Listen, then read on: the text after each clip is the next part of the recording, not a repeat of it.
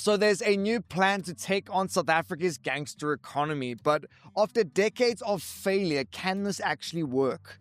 Today we're unpacking the country's new anti-gang plan, the health crisis quietly cutting our life expectancy, and while the Reserve Bank says that the rand is finally growing up. Plus, in the Wildcard, Kimberley's pink island of flamingos that almost shouldn't exist.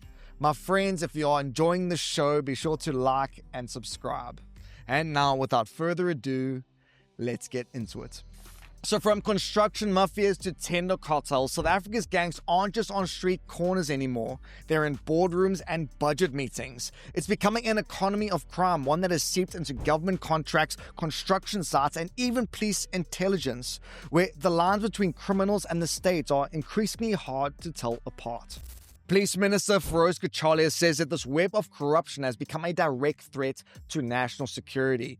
And so this past week he unveiled the new anti-gang strategy built on intelligence-driven policing, interagency task teams, and a soon-to-be-created Office of Public Integrity designed to hunt systemic corruption rather than just its symptoms. But critics aren't convinced. Community policing forums say they weren't consulted, and analysts argue that the plan just recycles decades-old tactics while ignoring SAPS's own corruption. I mean, as one person put it, you can't fix a captured system with just another committee.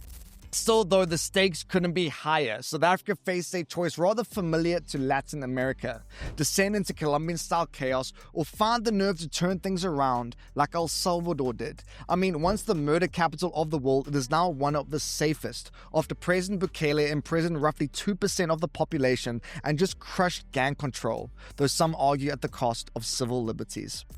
So in the end, Kachalia insists that South Africa needs structure, not brutality. But after years of fear and failure, can order actually be restored without an iron fist? South Africans are living shorter lives than they were 20 years ago, while most of the world is living longer. According to the Lancet's new Global Burden of Disease study, South Africa's average life expectancy has slipped to 66.5 years, lower than it was in 1990, as lifestyle diseases like diabetes, strokes, and obesity erase the gains made against HIV and TB. So researchers say that the country has entered a new phase, an economy of disease, driven not by infection, but by diet, stress, and inactivity. 2/3 of global deaths now come from lifestyle conditions, and South Africa is reportedly following fast. But in saying that, the fix won't come from more hospital beds. Experts say that the future depends on prevention, catching problems early through primary healthcare, screenings, and affordable coverage that ordinary households can actually keep. This also serves as a reminder that adding years to your life isn't the same as adding life to those years. And so, unless we can shift from treatment to prevention, South Africans may keep living longer only to spend most of it unwell. The Reserve Bank governor says it's time South Africans gave the rand a little more credit. You see, after decades of being written off as weak and unpredictable, he says that the currency is entering a more stable, mature phase, backed by the strongest financial reserve South Africa has ever had, now over $70 billion.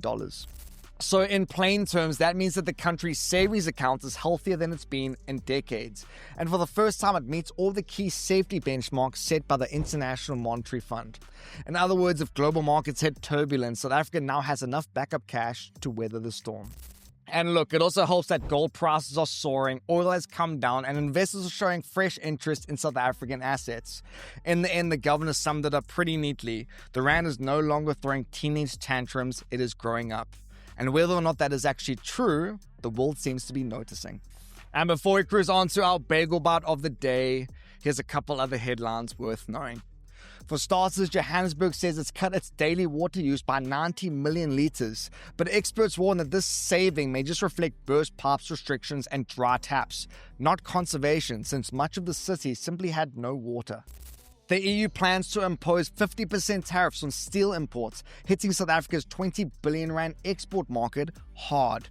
Industry groups say that government delays on local tariffs leave domestic producers dangerously exposed.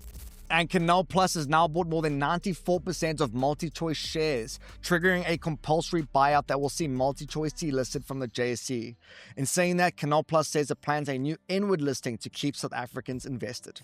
And on to our Bagel Bite of the day. Let's see what you got. The question is, which country invented paper? Was it A, Egypt, B, China, or C, Greece. We'll give you the answer at the end of the show. And on to our wildcard section. For years, Campus Dam was one of the most spectacular sights in South Africa, a man-made island pulsing pink with more than 50,000 flamingos. Built by local volunteers to give birds a safe breeding ground, it became one of only 4 flamingo nesting sites in all of Africa. Proof that conservation can sometimes mean creating, not just protecting.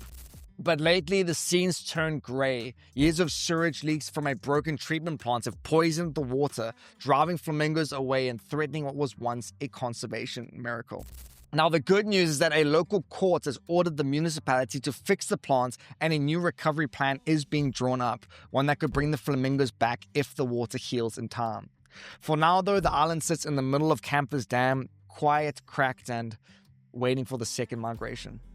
And as for that Bagel Bite, the answer is China, credited with inventing true paper around 105 AD.